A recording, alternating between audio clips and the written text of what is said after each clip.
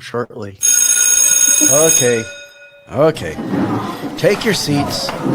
Settle down. Welcome to the Road to Concord 101. This class is about all things connected to the path of history leading from Mount Sinai to Lexington Green and the individual liberty and freedom of man. If you're in the wrong place, feel free to get up and go see the registrar's office about dropping this class, preferably before you meet the professor. In the event you do not already know this, your professor is Joe Bakanovic, and he has a bit of a reputation on campus. He is most definitely an acquired taste, but if you can learn to tolerate him, he will make you better at defending your position, whatever it may be. I'm T.A. Charlie. I'm here to help the professor, but more importantly, you. We encourage you to take notes, and if you have questions, feel free to call. If you'd like the number, please email us. You can also post your questions in the comments, and we'll get the professor's attention. Part of my job is to let you know a little bit about your professor. As I said earlier, the professor has that bit of a reputation on campus. Not all of it is good. Let me help explain a little with a story about how I came to be the professor's TA. I was invited to attend one of his classes. My first impression of the professor was that he was an egotistical, narcissistic know-it-all. My intent after only a few minutes of class was never to attend another class with this professor. But after class, Professor Joe came up to me and thanked me for my class participation and told me that my perspective was valuable, and he asked me to keep coming to class. This actually took me back a little. To me, he seemed inconsistent. What was I to do? I decided to continue coming to his classes. As I did, I actually started doing what he does encourage students to do. Check behind him and see if what he is teaching is actually correct. I have done this over and over again, and generally speaking, I found what he teaches to be backed by sound, valid, and rational arguments from reputable sources. When I have challenged him and provided a sound, valid, and rational argument in opposition to his current position, he immediately changed his position and thanked me for correcting him. Why do I tell you all this? Professor Joe is a little rough around the edges, especially in the way he delivers his content. But if you stick with him and listen to what he teaches and then go and check his sources, you will likely find, as I did, he will help you better understand the world around you and help you to think better and hopefully to live better. At least that is our hope. One last note. This class builds on itself. Therefore, it is important to attend class regularly. We will not always have time to go over previously covered material. If you are new, we suggest you watch our older classes. We've created playlists to help you with those things we feel are of special importance. Now, let's get started. Good morning. Welcome to the Road to Concord. This is Tuesday, December 9th, 2025. I'm your host, Joe Bakanovic, and this is our puppy, the youngest one, Annie. She was feeling a little lonely this morning, so she had to come see Daddy. As my wife would tell you, Daddy is her favorite. Miss Boatwright's going to be a little upset she's not here today to see the puppy. Oh, there she is. I see her commenting. All right, you got to get going, Missy. Sorry about that. All right. I don't know how many of y'all were watching today, but I called an audible on you again. This is going to be a show mostly for those who are longer term class members. Sorry, Ms. Boatwright, she can't stay. She will get bored and start tearing things apart around here. She's fully schnauzer.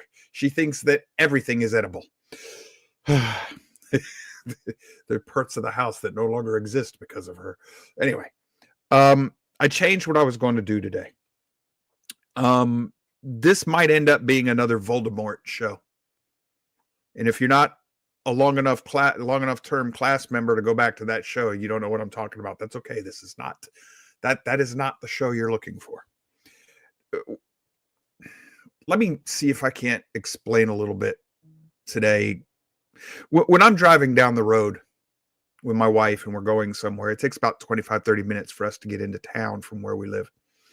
My wife has this habit of just out of the blue asking me, "What are you thinking about?" And that's because she knows that my brain doesn't turn off very often.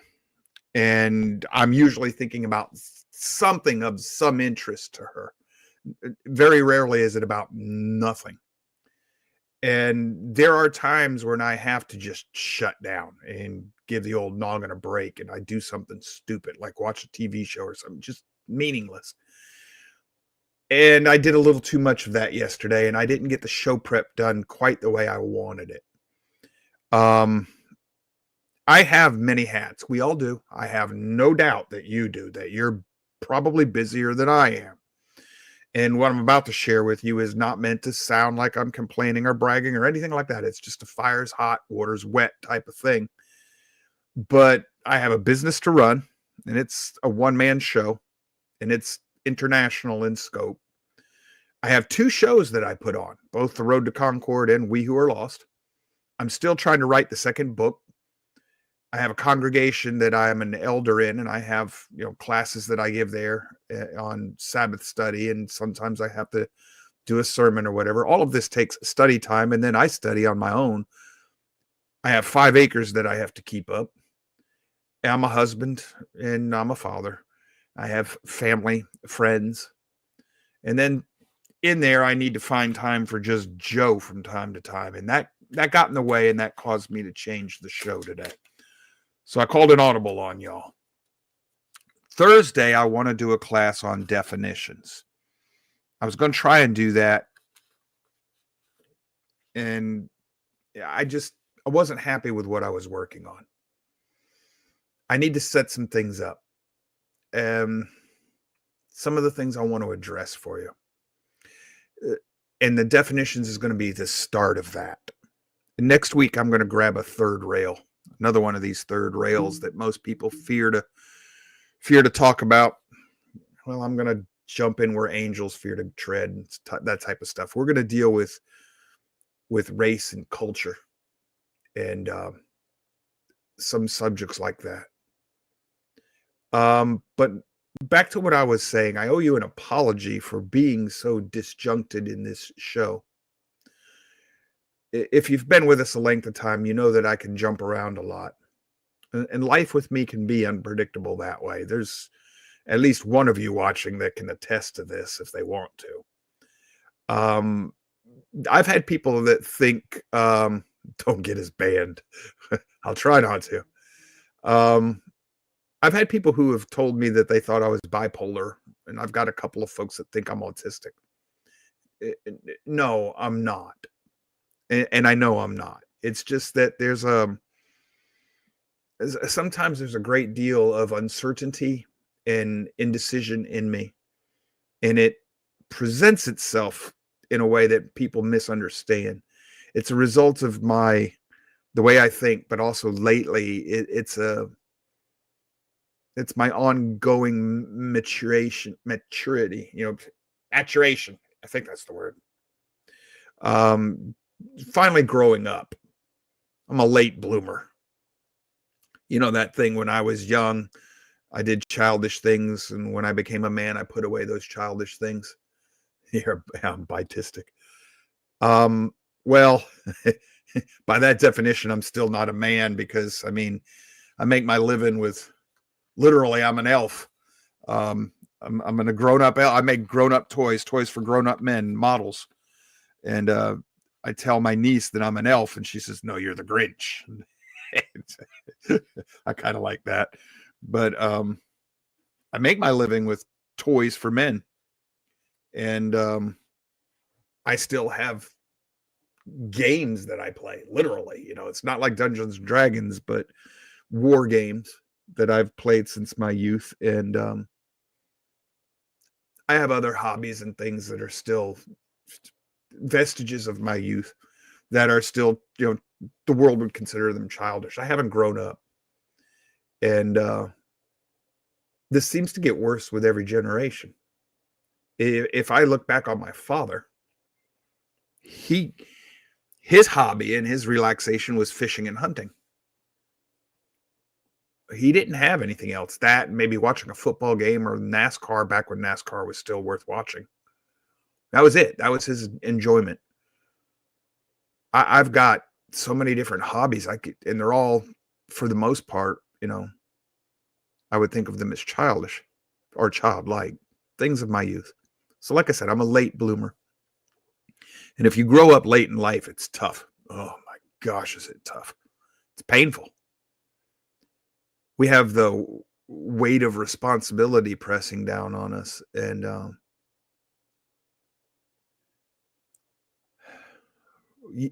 I ran from responsibility when I was younger. I sought it, but I didn't. Actually, what I wanted was the notoriety, the attention. I craved that. I did. I don't anymore. I know where it comes from. I get that.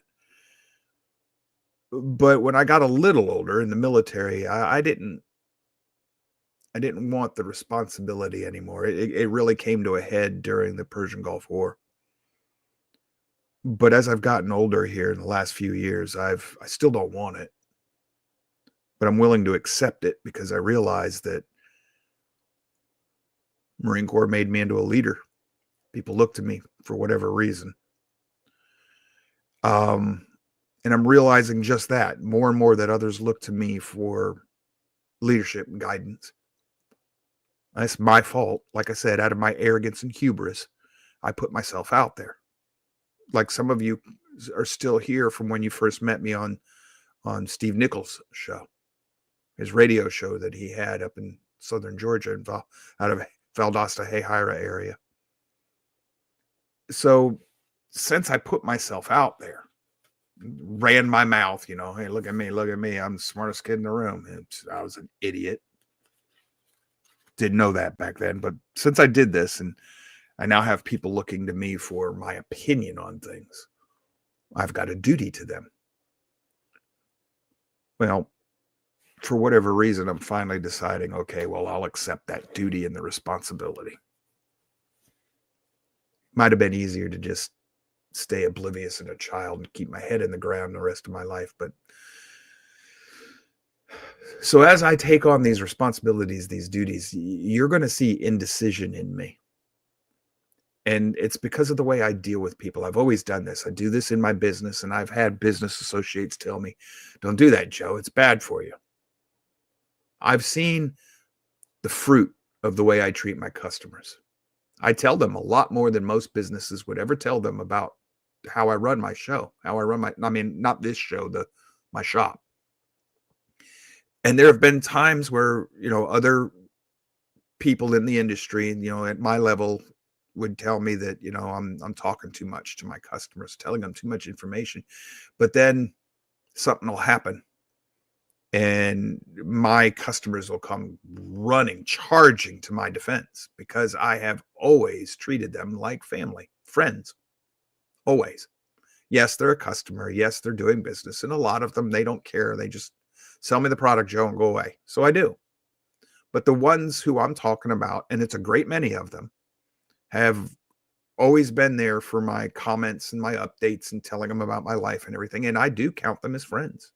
And they see me that way because I've cultivated that type of relationship with my customers. And it's paid off in the long run. They're loyal. Loyalty, loyal customers in a way that other companies cannot buy. I'm going to try. I've been trying to do that here on this show. I don't know if I've been as successful because I've been indecisive about what to do with this show and how to do it, especially the Road to Concord. I think I've got to focus on how to handle We Who Are Lost. That seems to be doing very well. But on this show, it suffers from my fear of making mistakes. And I've always been afraid to make mistakes. And that in itself guarantees you'll make a mistake. I keep forgetting the lesson I learned in the military. Do something, even if it's wrong. Don't just sit there. So like I said, I have a duty now. It's to teach, and in that sense, to lead. When I first put this show up, I got caught up in the excitement of what Steve Nichols wanted to do, and I don't regret it. I'm grateful to Steve for giving me that kick in the butt and getting me going. But now that I'm doing this, I just thought it would happen. And that's because if I were doing talk radio, this is easy. Y'all can call in, and I excel at bouncing off of phone calls. Some of you can attest to that. But that's not what I'm doing, because I don't want to do talk radio. I don't see it as beneficial to our society at this point in time. I see it as having become part of the problem, and I want to be part of a solution. So if I'm going to teach, how to teach, and sometimes, accepting responsibility will give you false impressions, at least for me. Some of it is laziness on my part, I guess, maybe. But like today, what it is what happened today. I put up a show. I was going to talk about moral relativism. And then I started like, well, no, we got to talk about definitions first. And well, you've already talked about both of those before. Yeah, but I need to set, and this is going on in my head, but I need to set the groundwork, the table again, so that I can talk about what I really want to talk about, race versus culture. And I had this flashes of insight in my head as, we got an hour and a half till the show's supposed to start. And I'm trying to rewrite the show. And I finally, maturity, I hope, said, well, you know what? Push it. You're not ready. You could probably wing it and it wouldn't suck, but it wouldn't be the best job you can do, Joe. And you owe that to your audience to do the best you can do. So then there's a part of me like, well, then I should just post, hey, show canceled for today. No, that's not being responsible either. So here you have this housekeeping show, chasing rabbits type of thing, explanations, in an effort to build a form of community here. So what it's going to appear like indecisiveness. And to me, it isn't. To me, it's just, I should have done this work yesterday or the day before, and I didn't. Because yesterday I was cleaning up the pond and filling my customers' orders. And when it got time to do the show prep, I was just tired, and I just didn't feel like it. I lacked discipline. So what sometimes will look like indecisiveness is, to me, laziness. And other times it's just flashes of insight that cause me to change direction. And I do that a lot. I'll change direction on a drop of a hat if I see there's a need to do so. When I know what I need to do or how to do it, I'll go for it. Delta Rose says rapport with the audience is a good thing. Well, I appreciate that, D. I try to build it. And I know that I'm an acquired taste. Trust me on that. Y'all have let me know. For some reason, those of you who are here regularly have learned to like me. I don't. For the life of me, I'll never figure that out. But anyhow, I'm indecisive in trying to figure out how to do things where other people are concerned. In this show, that's you. This affects you and your life, your world. And I don't want to do any harm. So from your perspective, a lot of times I know it's going to seem like I'm a little wishy-washy, a little indecisive. And I am. But yes, sir. Well, I was just going to say, this is one thing we keep asking and asking and asking for is feedback from our audience, by email, posting comments. Phones are on today. If you want to call in, today'd be a great day to call in if you want to call in. If you need the number, well, you can try to text me in the comments, and if I know who you are, I'll get it to you. But anyway, that's what we want, because especially with the Road to Concord, both Joe and I we want this show to have a better purpose, but we're still trying to figure out exactly what the purpose is for this show. I Yeah, see the it Road as to a Concord. feeder to our We Who Are Lost show. And we do have some basics. We talk about the Constitution and Declaration and our country and things like that, and logic and all those things. But what else can we do here to serve the audience? And that's something that will help us and help Joe in doing future shows. So if you've got ideas on what we can talk about or what you'd like to learn about here, that's what we need. We need that kind of feedback from the audience. Yes, especially me. In my outline here, I'll get to it in a minute, but I don't think like you do. I Yeah. used to believe that I did, that everybody thought like, that's a personal bias we all have. But talking to people over my lifetime, I've come to realize that I'm weird. Yeah. Or you're a cyborg or something. Yeah. yeah.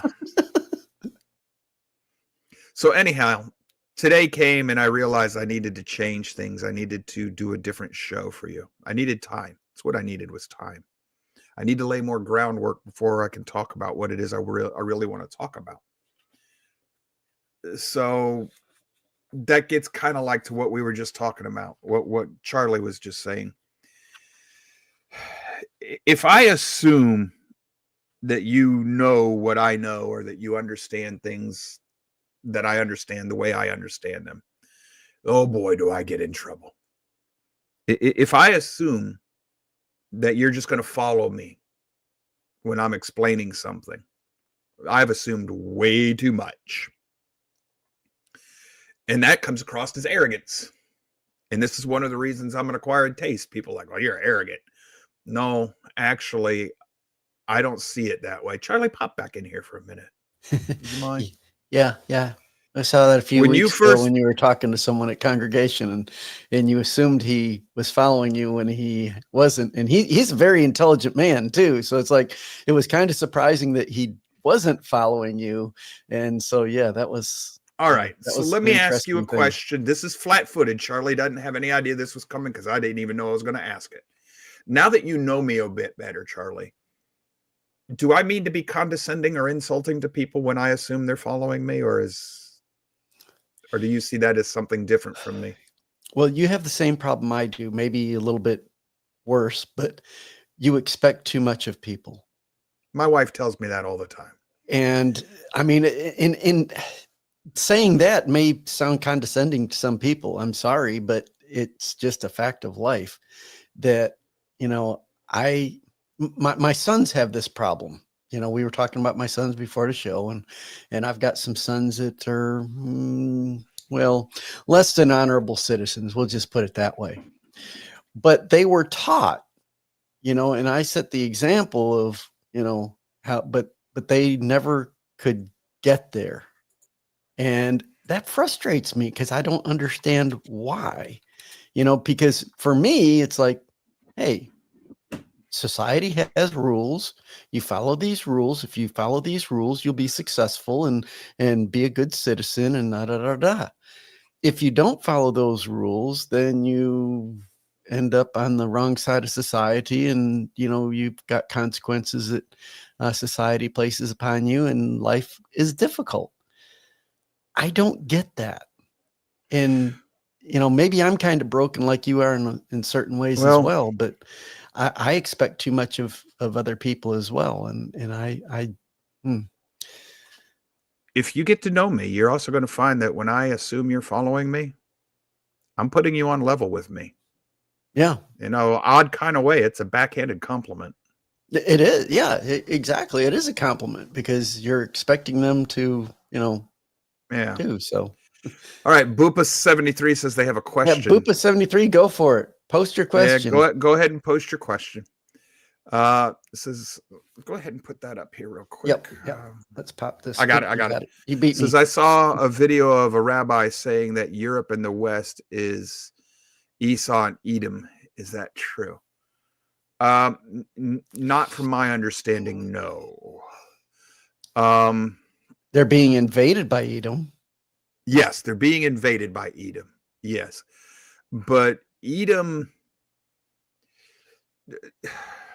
Edom is to the southwest of the land of Israel, and the Edomites are the descendants of Esau, and Esau is a materialistic individual. And if I'm not mistaken, he intermarried a lot with the descendants of Ishmael, which is going to make him an Arab at the very least, probably today a Muslim. So if that's what the rabbi's talking about, yeah, that's the invading force. But Europe is not Esau or Edom. Europe would be Ephraim, the descendants of the northern Ephraim kingdom. or Manasseh. Yeah. Yeah, or Manasseh. Yeah. And that's a question we're going to be tackling here, probably starting the end of January. We're going to start another book that'll tackle that very well. Yeah, Bupa, you'll enjoy that. Yeah, one you're going to love the next book. That'll explain a lot of this kind of stuff that if you have questions in this realm. Yeah. All right. But please never, it's a rabbit day. And if I ever tell you we're chasing rabbits, any and all questions are welcome, no matter what direction the rabbit goes. Yeah, today's a potpourri, so anything. You can also throw squirrels at me. Oh, yeah, squirrels would be fun today, too. Appreciate that, Charlie. All right, so I assume too much. Then sometimes if I turn around and try to assume too little of people, then they think I'm being condescending and arrogant as well. So I sometimes feel like I'm caught in a no-win situation. But I have, because of other people telling me, I've realized people they're not like me. I'm different. I'm a weirdo. And I have to try to find a way to explain to people things that I intuitively grasp. And another way that I see,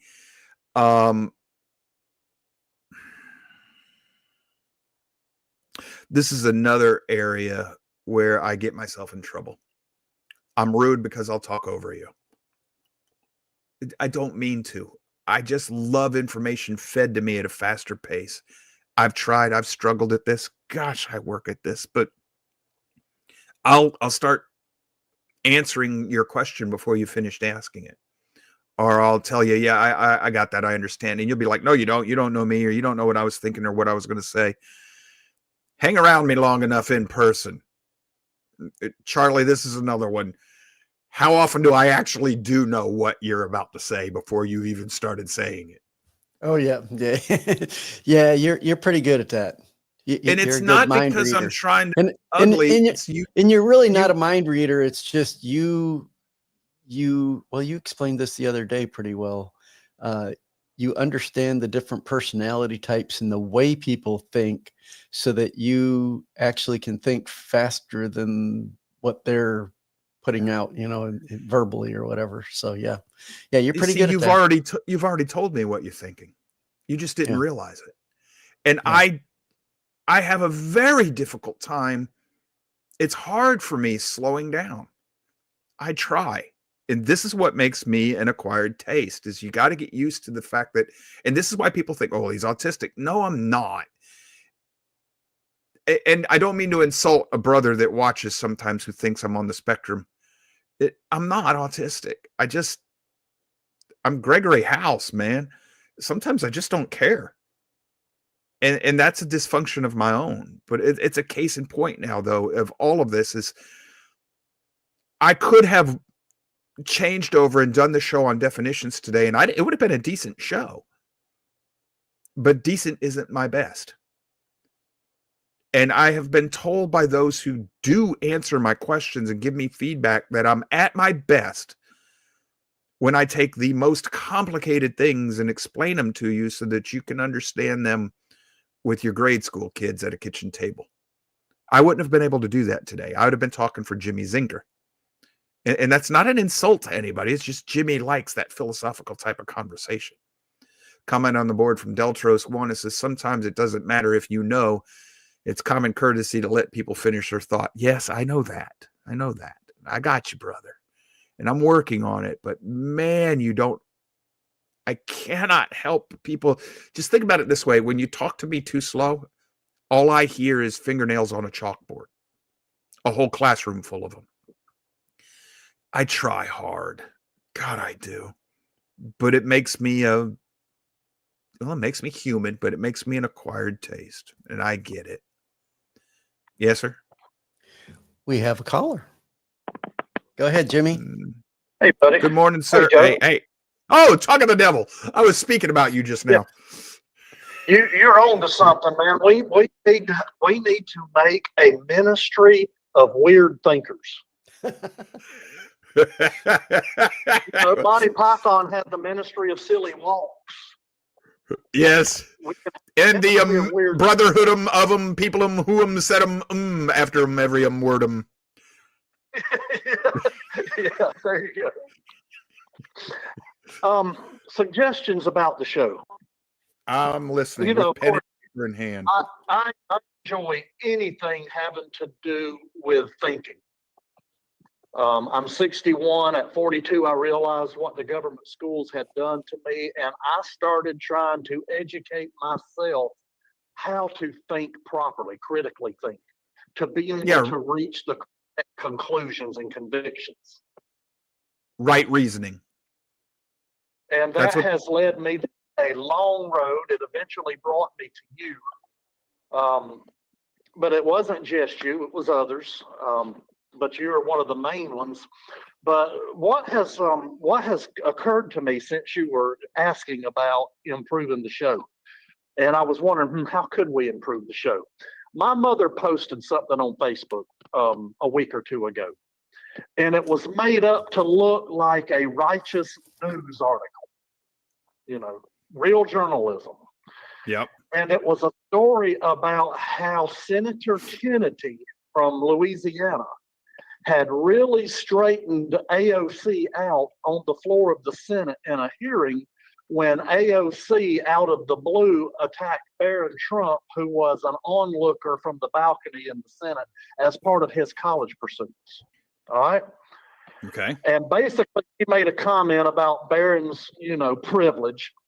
And so Kennedy, according to the report, took the floor over and set AOC straight by pointing out her privileged background and how she came from money and how she was a, what do they call it when they have that bank account made up? There's a special name for them. Trust fund, baby. A what? A trust fund, baby. Yeah, she was a trust fund baby. And see, most people in our country today, they're purely range of the moment thinkers. And so they're going to suck that right up, and like my mother did, they're all over it. But me, understanding that AOC had to beg money from her colleagues when she came to D.C. because she couldn't even afford a suit that would fit the dress code of the Senate, of the representatives. And she got that job by answering a help wanted ad. And prior to that, she was a barmaid who intellectually, to put it nicely, was just plain stupid. Yep. I knew right away that this must be a false news report. Yep. So I looked into it, and of course it was. There's no truth to it at all. And yet it's being pressed around out there like it's a legitimate news organization with a real cool stroke of journalism. Now, I don't know who put that out there and what their ultimate objectives are, but this is my point. How do we get the rest of our population to be able to critically think at least to a basic point where they can spot things like that, like I have now taught myself to do? The population, we can't. All we can do is those people who find us, and we encourage them, those individuals. That's what I was talking about yesterday. I can't grow the forest, Jimmy, but I can plant a tree here and there. Or in this case, help the tree to grow. That's all I can do. Favorite from Cicero comes from Cicero de Officiis on duty. And he says that in the school of thought, as every man should want, and I'm paraphrasing. Yes. He says, to not be led astray, to not be deceived, which is a vice, of every man should be of desire to avoid. He said there are two errors to be made and that are made commonly. First, to accept the unknown as known and give our assent too readily. And second, to waste too much time and effort on things complicated and irrelevant. Yes. And so, what does this have to do with your show? What if you started offering a show occasionally where you pull something like that that's a current event of the day being circulated and walk the audience through how to not be deceived by that false news report, how to focus your epistemology and your logic into following that up in a way that is simple and quick, doesn't take weeks and weeks and weeks of research to within minutes realize, hey, this is something they're trying to lead me astray and deceive me. I had that's an old idea that we had come up with before. I think it was your idea that we never moved forward on, but yeah, I do need to do that. You're right, brother. Just like you sent me an article today about Iran. Yeah. I'd already seen that. You might want to focus on that a little harder. That might be another version of exactly what you pointed out with the AOC thing. I'm not sure that's true because the way it's written, the language is not from somebody who was raised in a Persian environment. It's somebody who was raised in an American culture, the way the language is structured. So I'm suspicious of that post. I'd already seen it, but the way it's written, I'm very suspicious. We have got so many AI bots and artificial and lying garbage out there right now to confuse people that your suggestion here would be that's a very good idea. I need to make that happen. I need to just make that happen. It's funny that I participated in circulating possibly such a piece today, but now in my defense, I haven't had time to talk to you, but yeah, I haven't had time to talk to you about it yet. So, the reason I sent that to you is because he started out pointing out that it is not a religion; it is a government. Well, that's true. Islam is a government. That's the first person I've ever seen point that out besides you. So I thought that might be something you would be interested in looking over and maybe even hooking up with. But if it's a false news deal, then that's important to know too. Here's the problem though, Jimmy. And this is why I love phone calls, folks. This is why I've got to get back to where y'all can call in. Christianity is a religion. The way, what the Bible actually teaches, the way is actually a government as well. It is a government. It is a system of governing yourself and your family, your community, and your nation, just like Islam is. And what you're getting at right now, Jimmy, is why I want to have the show on race versus culture and on moral relativism. And that's what I was hoping to do today, is start that. But I realized I got to do definitions first. And I didn't have time to put a really good show together on definitions, which you're going to love that show, because it's not just form and function, it's typology. A definition has a universal form. Would the idea of cat exist on a different planet? It's like if we've seen the movie Avatar, for those of us who have seen it, that black creature in the jungle looks like a panther, and we all see it's cat-like. Well, that cat-like, the Greek philosophers were onto this. That notion of cat or cat-like or feline-like is universal, no matter where you're at in the universe. Well, where does this typology come from? Because it's not a product of materialism. It's something that exists outside of the material world. Otherwise, a secularist or a materialist would say, well, you just think that animal looks like a cat because that's what you know. That's the point. So the person who sees that black creature, the make-believe aliens on Pandora, whatever that thing was called, if they saw a cat, they would think it's one of those things. Well, it doesn't matter. In whatever culture, whatever perspective you're looking at it for, you're thinking of the same form. It's what the Bible would call typology. There's a type to it. In scientific terms, it's a genre or a genre. All of these things fall under this classification. And it's hard for people to think this way. They don't want to, but this is extremely important because bobcat, cougar, jaguar, lion, house cat, all of these are kind of cat. Well, they're not. They're very different. When you put them all next to each other, they're very different looking in, but they're all cat. When you put that six-legged animal from Pandora, it would be cat. It fits the genre. Well, why is that important? That's a definition that exists outside of time and space. Well, how can it exist outside of time and space? Excuse me? It's around the concept. Right. Concepts are the blocks of knowledge. Exactly. And we have to have that conversation about definitions before we can go any further. Because when that's why Ayn Rand wrote a whole thesis on concept theft. Yes. What the left does in order to take over and dominate the dialect, control the dialect. They do so by stealing concepts, and that distorts the meanings of everything. So no one can have a simple conversation because we don't have concrete concepts to build on. That's why anytime I have a debate with somebody, I always hold them to the true meaning of the words that they use. So if you tell me somebody's gay, you're going to have to explain to me how you don't mean they're just happy-go-lucky today. Yes. Because it's a stolen concept. Thomas Sowell has a quote, and I don't remember it word for word, but it paraphrase is, if you could hold the left to the dictionary definition of a word, that the majority of their agenda would fall apart immediately. Exactly. And he's right. That is when they steal a concept, it's always a similar concept. It's not the concepts they're reversing. It's the virtue or the vice of the concepts being stolen. Bingo. And that's what cover the vice of another with it. Yes. And we have to understand that before I can talk to you about moral relativism, because in the moral relativism, everything I found equates morality with what I call ethics. I don't know if you caught the show where I tried to argue that ethics and morality are not the same thing, but the dictionary says they are.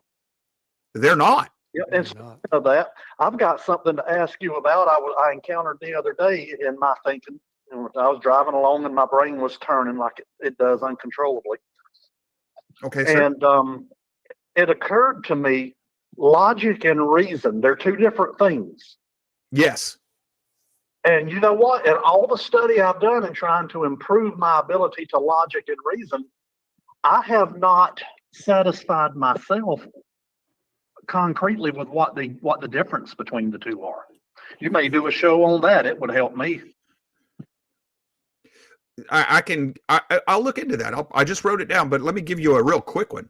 Logic is a formal set of rules by which it's a structured set of rules by which you reason through something.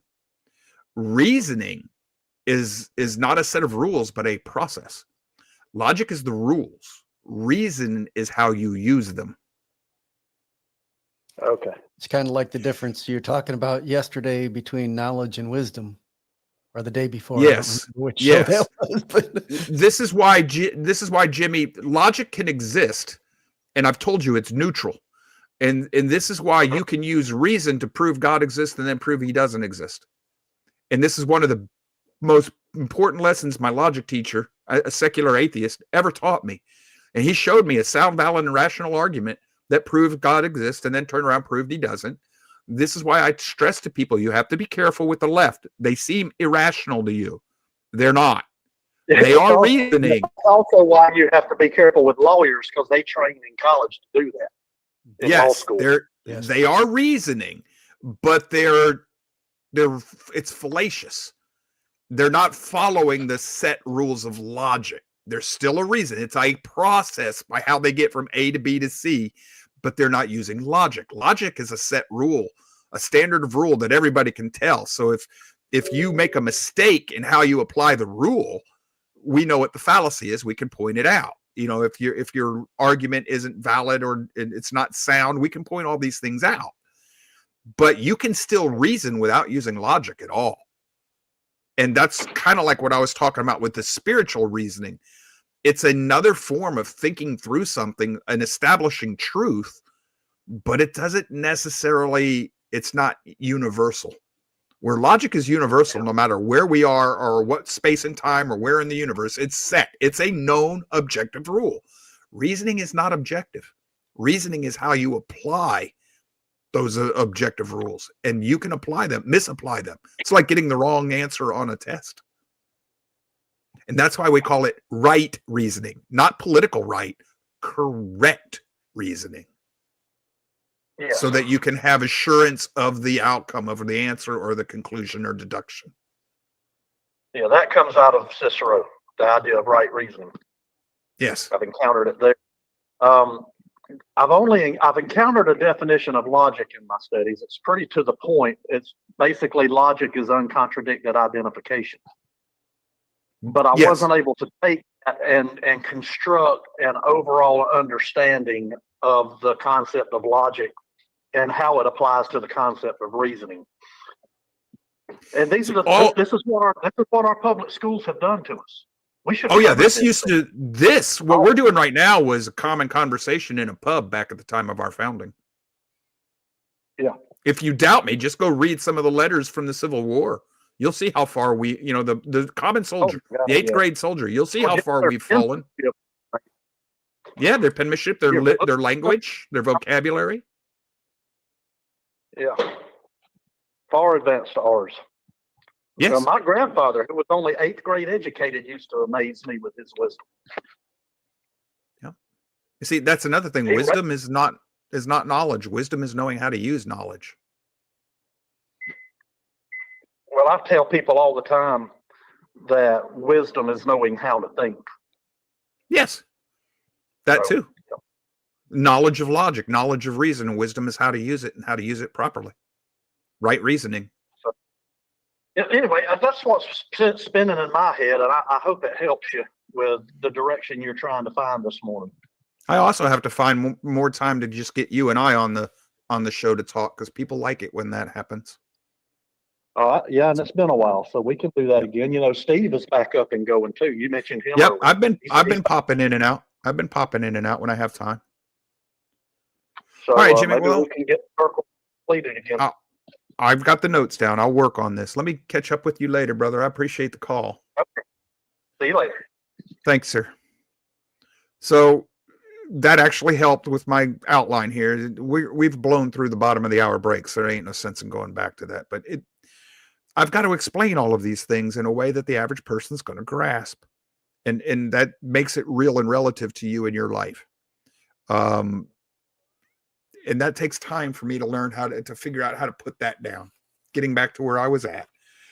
And Mr. Zinker there, Jimmy, our buddy, he's a good example of what I'm talking about, is that I don't know how many of you remember Sean Harkey. He was with the show years ago when we first started out.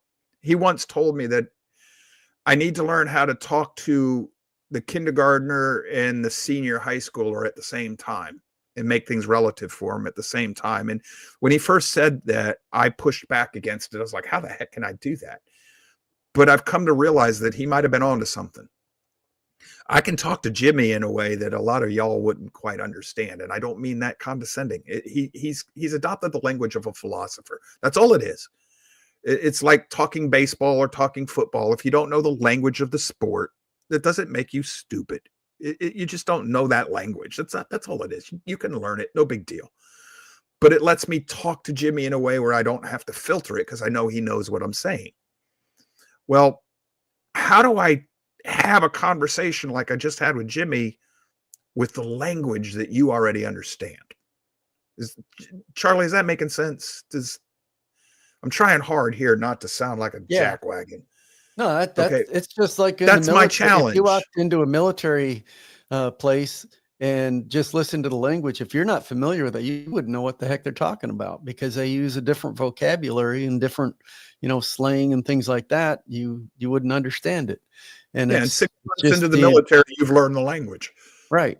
Yeah. Okay. All right. So that's what I have to do. I have to organize my thoughts in a way that's meant for you, for the audience to consume. And to find additional materials other than just what I have that are going to be more digestible for you, if that makes sense.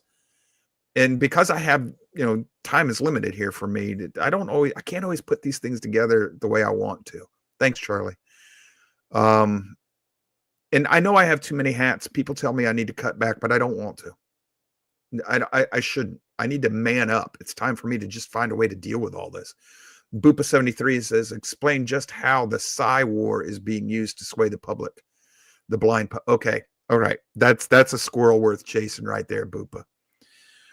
What's happening is it's predictive programming in a way. It's getting you used to the idea of something happening that they're going to introduce so that when they introduce it, you're not shocked. It's kind of like making you a little sick so that when you finally catch the virus, it's kind of like an inoculation. Let's put it that way. It's a mental, cultural inoculation. And I'm giving you a little bit of the virus so that when I release the virus on a whole, you won't be as in this case, instead of being immune to it, you won't be as resistant to it. The idea of common sense gun control. There's no such thing as common sense gun control according to the Constitution. So, but you've gotten used to that. And we now accept an argument. So we pass and accept laws that are blatantly unconstitutional. All gun control laws at the federal level are unconstitutional. And a lot of them at the state level are as well. That's kind of what this does. So I don't know. Most people have watched NCIS. Back when Mark Harmon was on there, you had Gibbs and Tony and Ziva when it was in its heyday, when it was really popular. I had a friend of mine he's law and order, pro-America, pro-guns, rah, rah, rah. He used to watch that show. And I told him one time, I said, do you see how you're being programmed through that show? They got to get the bad guys. Well, yeah, Joe, they got to get the bad guys. So it's okay for them to break the law so that they can get the bad guys because we trust Gibbs and Tony and Ziva. And he saw it over time. He started watching the show looking for that. And that's what happened. Is he started realizing, yes, they're getting me used to defending the government violating the law to protect me. He said, and they're doing it through a popular show that I like. And he caught on, he got it. Now he understands it. Well, that's what these psyops are. They're getting used to that. Or I've noticed that in my feeds on Facebook, they're feeding me a lot of left-wing propaganda garbage. I just dismiss it. I get rid of it. I just delete it out of there. Why would they be sending that to me? The AI, the logarithm knows that I don't consume that garbage. So why are they sending it to me? They're probably trying to get me to think or see or accept other positions or opinions. It isn't going to work. The Patriot Act, Deltros. Yes, 9/11 was used as an excuse to pass the Patriot Act. Y'all have to remember that Patriot Act had been around since at least George H.W. Bush. It's probably been around since the time of Ronald Reagan. Yeah, the Creature of Liberty, Texas. Jimmy says that's predictive programming. This is part of what's going on. It's predictive programming. It's getting used to when they throw something at you, you're going to get used to it. Have you noticed in just the last, anybody else noticed a lot of anti-Islamic posts in your Facebook feed or on social media and in the news in the last week, 2 weeks? Well, now all of a sudden anti-Islam is everywhere. I have no problem with that, but be careful about it. There's a reason they're pushing this. They're trying to create a crisis to feed you the solution. And ultimately, Boopa, that's what they want to do. They want to create a crisis or create a mindset where you will demand a solution. They'll give you the solution they always wanted you to take, and you swallow it. Yes, it's like a honeypot of a sort. Yes, Boopa. It's like a honeypot trap, but in a different way. For example, why do you think that the Chicago and certain Democratic areas keep letting these violent people out of jail without nothing? They've been arrested 73 times. We let them out, they kill another person. We let them out again without bail. Have you noticed that, and this goes to part of what I want to talk about, but have you noticed that they do this in certain areas where you don't have to worry about ever electing a Republican? Chicago is never going to elect a Republican. Why? Well, it's because they're so Democratic. No, it's because they have had control over the electoral process there forever. You cannot have a fair election in Chicago unless you clean house. That's where the first known theft of an election was. John F. Kennedy did not beat Nixon. He lost, but they stole the election in Chicago. This is a known fact. Kennedy was elected by dead people, literally. So you do all of this. There's a story in the news. They just started released 1,000-something people, and they always release people of color. This is pushing the idea. What's going to happen is eventually folks, law-abiding whites are going to react to you releasing the people of color. It's not race. It's culture. So you're releasing lawless people. And you ever notice that the lawless whites don't as often get released? They stay in jail for some reason. I wonder why. Not always, but in general. And they release these people in areas where they don't have to worry about a political backlash because they control the electoral process. They're trying to push you into revolting. So then they can turn around and say, look, it's a sedition. We can put down the white nationalists because it's all racism and it's white supremacists. It's whether you believe it or not, they don't care. It's kabuki theater for the rest of the world so that other people don't come to our aid or move in and stop it, or you don't wake up and realize what you're doing, what's going on, so that they can keep you separated and isolated. Yes, sir. Yeah, in the military, we call that plausible deniability. Yes. Yes. So this is what's going on here right now, folks. And that's the answer to Boopa's question. The best I can give you. I'm dropping notes everywhere. Best I can give you at the moment. So I realize now we're about out of time. I hope, Boopa, that helped. Boopa says they use both left and right to push their communist agenda, the Leninites against the... Yes. But understand, it's not just communist. But yeah, you're getting it. It's left and right. And even within the communist movement, it's communism versus socialism versus fascism, which are all different ideologies. It's different ways of applying or trying to achieve the same goal or the same ideal.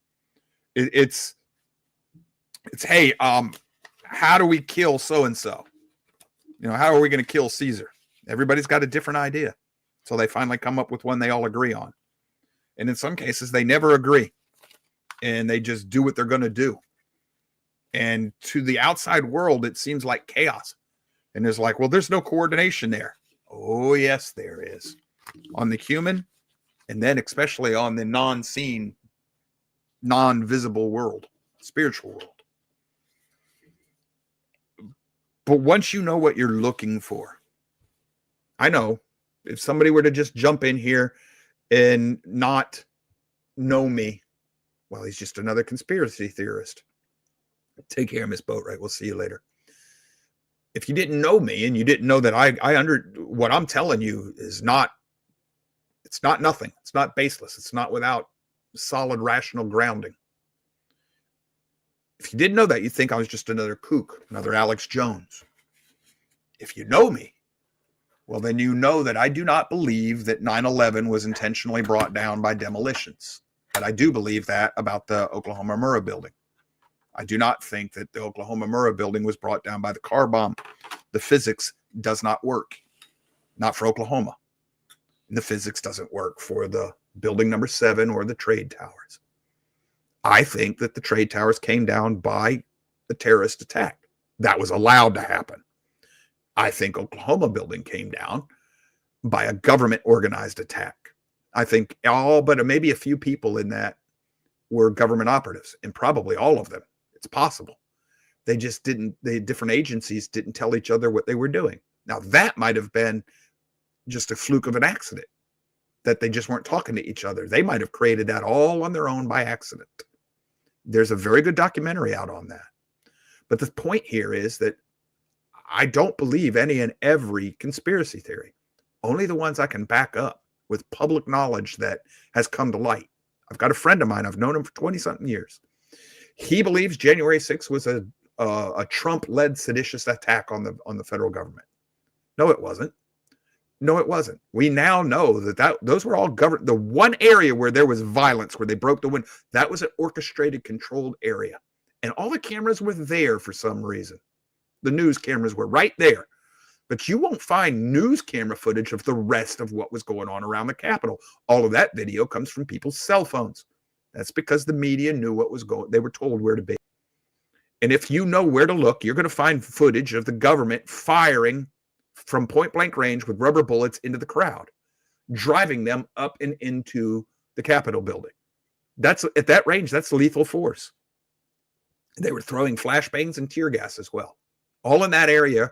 And everybody that was masked, those are your government agents. I want you to ask yourself very seriously and be honest. When's the last time you saw a crowd of MAGA wearing masks? The Proud Boys don't even wear masks. They're not that way. Who wears the masks? The left. Why would you wear a mask? Because you know what you're doing is wrong and you don't want to be identified. That's not MAGA. For whatever you think right or wrong, that's not MAGA. January 6th was a false flag attack to hide the fact that they stole an election.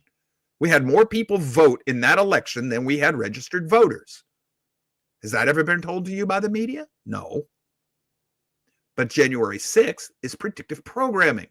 So now, if the right tries to defend this nation again, oh, look, they're at it again. And they have the excuse to shut down, declare martial law, and we're done with our form of government. Now they can rewrite another government so that you don't have false narratives and propaganda and misinformation and all this stuff. So first, all the amendments go out the window because of terrorism and domestic seditious terror. All of this, that's all of it. That's what it is. This is a CIA playbook. And it's old. It's been around for a long time. We've used it for decades. It's what I'm trying to get people to understand. But you have to do a lot of work. You got to put in a lot of time before you can get there. I want to help you understand these things so that you don't fall for the lies that are in your feed. Just like Jimmy said. And before I start talking about what I want to talk about the next few shows, Thursday, we've got to have a discussion about definitions. And it's going to be a little bit of a complicated discussion because it's not just going to be about reading a definition out of a dictionary. What is a definition? What's the definition of a definition? Sounds stupid. Just wait. Just wait. It's important. It's important. All right, before I wrap this thing, Charlie, you got anything you want to add? Natasha? No, I think for a rabbit show, it turned out pretty good. Especially at the end, right? Thanks, Jimmy, for calling in. I always like it when Jimmy calls in. It's always good conversation. We might very well have to go back to that, to the whatchamacallit, where we could dial in live. Or back to putting the phone number up and letting them call you. I mean, I can screen them a lot better now than we were under the other program. So if we have to, we can steal a page out of what's his name's old playbook, and we can just get the sound of a vacuum with it overplayed with a scream, and we can do live caller abortions on air. Well, yeah. Just say, "Get out of here, you idiot," or whatever. Stuff like that. Get off my show, you big dope, and hit the caller abortion. There you go. Hey. That works. So that's actually entertaining. So maybe we should do that. We'll talk about that. Then we'll sit around hoping for snake people to call just so we can abort them. Yeah. Live caller abortions, really? Yeah, I think that was Rush. I think it was Rush Limbaugh that used to do that on the air. Yeah. Can we just call them lobsters and go chase them with butter or something? Everybody run! There's a lobster loose. All right, folks. We're gonna get out of here now. Tomorrow, I still don't know what we're doing for We Who Are Lost, but I got time.